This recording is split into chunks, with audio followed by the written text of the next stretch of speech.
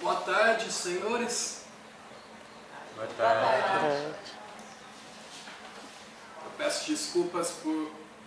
Não é meu costume fazer essas conferências introdutórias à base de leitura, mas hoje o contato de meu estimado aluno foi, digamos, abrupto. Foi dentro do nada, estou aqui me adaptando ao fuso. A viagem foi agradável, eu sei que os senhores se preocupam, a viagem foi agradável, podem ficar tranquilos. Comecemos. Bem, começo o nosso encontro fazendo uma promessa. Desvendar os meandros sinistros que resultam em violência, peste e grana. Para tanto se faz mistério a compreensão dos senhores. Nós precisamos trabalhar juntos como uma grande orquestra. Acordes consonantes, acordes dissonantes. Um encadeamento harmônico em torno dessa questão que de fato vem intrigando a humanidade desde há muito tempo. Ouçam as sirenes, senhores. Em contraponto às sirenes há sempre um não. O não, por sua vez, é prenúncio de um conflito. Se alguém deseja algo e explicita esse desejo com todas as suas forças, eu posso, diante disso, me opor violentamente aos seus ímpetos de desejo. Eis o conflito. A voz da criança, a voz da peste, a voz da grana. Um acordo jocoso se constrói em torno dessas questões. Isso pode sugerir que estou encaminhando nossa discussão para uma digressão, mas não vou falar de uma festa de aniversário do seu filho. Também sobre isso podem se fiar as nossas teias, mas não só. Eu estou falando de negócios, de negociação. Cada um de nós está exposto a este espírito, crendo ou não, sabendo ou não, estando na cidade de São Paulo ou não, perfeito? Sorte. Em outros termos, fortuna. Uma pergunta. Em que nível a sorte está atrelada a esse campo obscuro que adentramos? Guardem a pergunta. Nós a entregaremos aos nossos patrocinadores do nosso evento, correto? Sou bem-humorado, senhores. Mas me perdoem o trocadilho, eu vou ser taxativo. Cadê a grana? Quem paga a peste? Com boa noite, o que é possível se conseguir na vida? Com um sussurro lancinante, com um suspiro, com uma ministra do STF. Que tipo de enredo financeiro é possível traçar? Morte? Lágrimas? Mentiras? Matrimônios? Ouçam os violinos. A voz da criança. Nós precisamos estar emparelhados diante dessas diversas vozes para que possamos entender os meandros de uma discussão que está para além dos modelos simplistas, esses modelos que versam sobre o bem e o mal. Não contaremos aqui uma história de mocinhos e bandidos.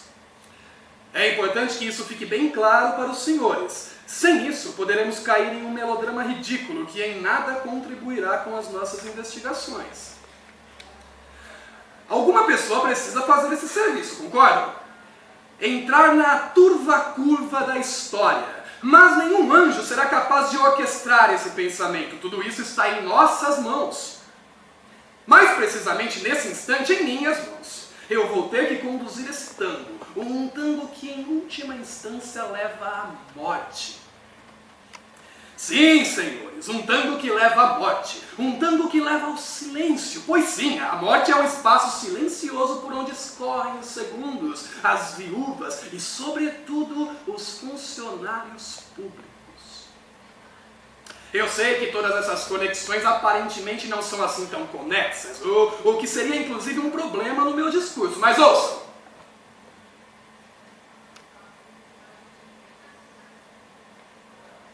Eis o silêncio, o escorrer do tempo.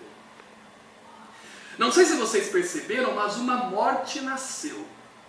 Uma morte nasceu do silêncio. O silêncio agora é uma viúva de um funcionário público que deixou nada, deixou vazio, deixou espaço para as nossas reflexões burguesas no meio de uma tarde de sábado. Eis um fio, um traço da realidade.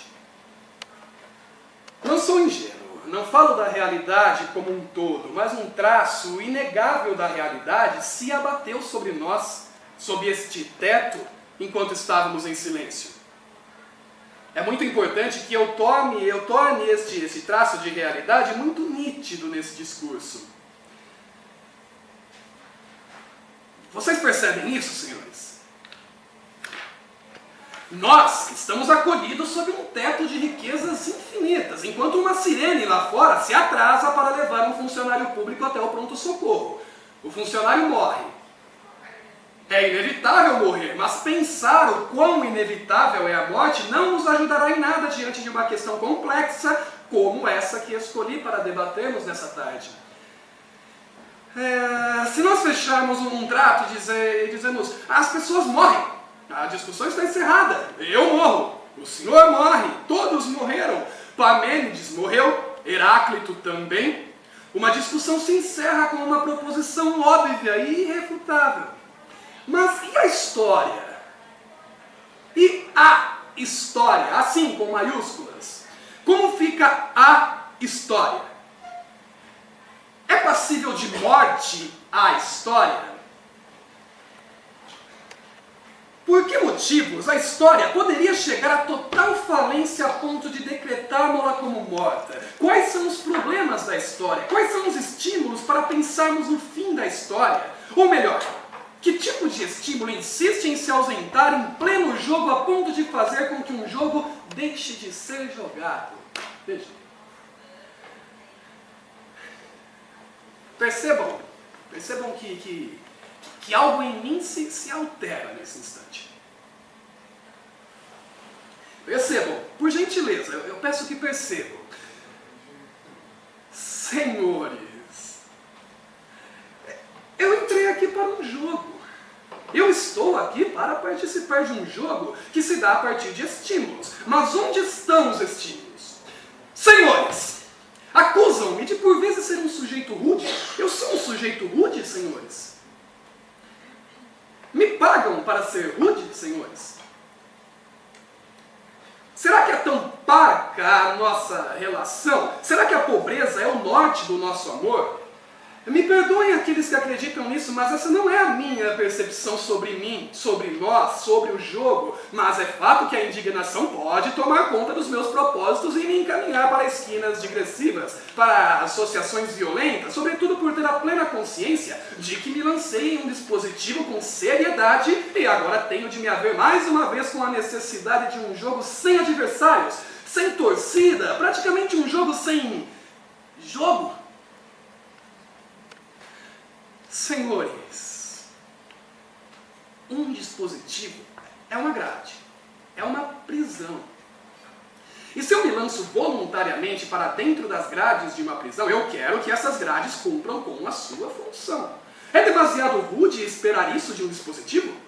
É demasiado rude ficar puto da vida ao ver que fui abandonado às minhas associações, aos perigos do meu universo intra-especulativo e que agora, por causa dessa falha sistêmica, só mesmo a linguagem me cerceia e, consequentemente, me dá as orientações para que eu possa adentrar no plano econômico? É claro que eu tô puto, senhores! Eu faço perguntas! Os senhores moraram fora do país. Os senhores têm informações, mas o salário segue sendo a única via de contato entre o homem e a história. Ou será que me engano? Vamos tentar outras pontes, exercitar nosso poder de visualização. Uma família humilde. Uma mãe doente no interior de Minas. Câncer terminal. Que tipos de laços nós podemos criar a partir desses elementos? Uma tigela estilhaçada no chão. Desagrada? Traz piedade? mata a sua sensibilidade? A lei brasileira pode nos dizer algo sobre isso? A lei brasileira protege tigelas? Protege palavras ao vento? A discussão começa a ganhar calor. É importante que a gente sinta o calor da discussão, mesmo que esse calor seja um tanto antiquado, artificial, como um casamento de duas crianças que brincam no meio de um aterro, de um lixão. Algum tipo de comoção nós precisamos movimentar para que haja capital de giro, fluxos, gatos na tuba, delícias, prazeres. Uma pergunta, agora que demos um primeiro passo importante. Trabalhadores, mentiras, extradição de lucros e dividendos, vingança. Ah, pois muito que bem, a pergunta, é claro que não me esqueci da pergunta. Vamos lá. Você tem uma profissão? O que significa ter uma profissão? O que significa dizer que tem uma profissão, seja ela qual for? O inferno, o amor, a loucura, a transversalidade é uma doença sem cura. Mas não percamos a passada, senhores. Não entramos no terreno fértil da imaginação. Entramos no terreno fértil da imaginação. A imaginação é o campo das riquezas outras. As riquezas do imponderável. As riquezas que nem lucros nem dividendos. As riquezas que podem um dia dar a nós todos uma outra cadeia de significâncias que não se resumam à periferia da experiência. Pois sim, nós vivemos, todos nós, às margens da experiência. E se isso acontece, não é pelo acaso. Existem elementos enumeráveis, tangíveis, palpáveis, reembolsáveis, que estão no centro da nossa discussão e, consequentemente, cospem os nossos corpos para as bordas da porra da experiência. Me faço claro, senhores? Os senhores estão percebendo o caminho desse rio que se percorre por si só? Seria preciso desenhar? Senhores, eu vou lhes dizer, a expressão entendeu ou quer que eu desenhe pode mesmo parecer demasiadamente rude diante de uma avaliação precipitada. Mas Michelangelo, senhores, Michelangelo desenhou o inefável. E agora? Como é que fica essa porra? Será que podemos dizer que entendeu ou quer que eu desenhe é uma merda? É coisa de filho da puta, de gente escrota que se acha? É assim que nós vamos taxar essa expressão pré-histórica da experiência humana? Sejamos cautelosos, senhores. Sejamos cautelosos. Michelangelo desenhou o inefável, o indizível, porra.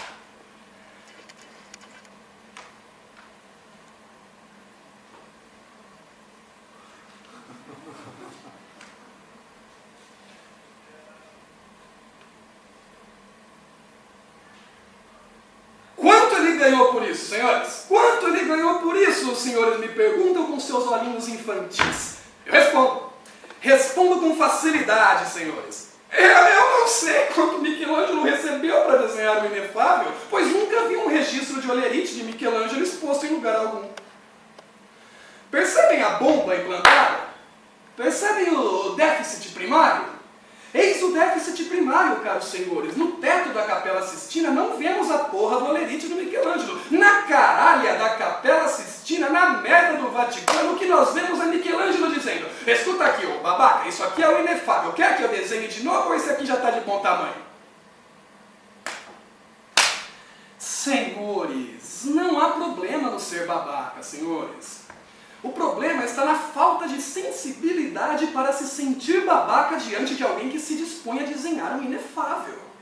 Assumir as contas do déficit primário é isso. É saber dizer, eu sou babaca. Eu estava procurando a porra do olerite do Michelangelo na minha bolsa, enquanto eu fazia isso, o cara foi lá no fundo de uma caverna escura e desenhou um mamífero temível, comestível e inefável. São vicissitudes, senhores. São questões econômicas. Tudo é investimento, porra! Vocês precisam estar atentos aos investimentos para que criemos um fundo desprezível de tudo que somos. Eis uma proposta que eu não vi ainda no plano de governo de nenhum presidenciável. Criar um fundo desprezível de tudo que somos. Isso é prioridade, porra!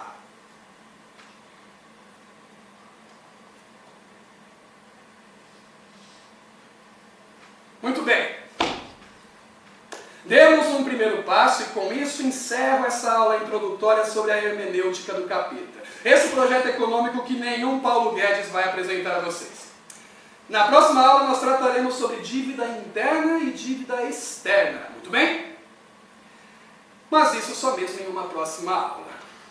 Antes de me despedir, eu faço um convite aos senhores. Logo menos, às 18 horas, eu estarei participando de um evento inovador que eu propus para as satirianas.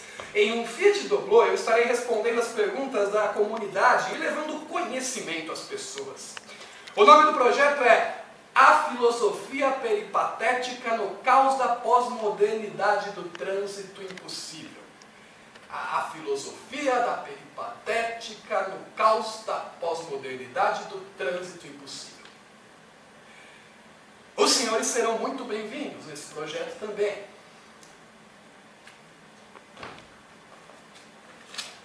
Até logo, senhores.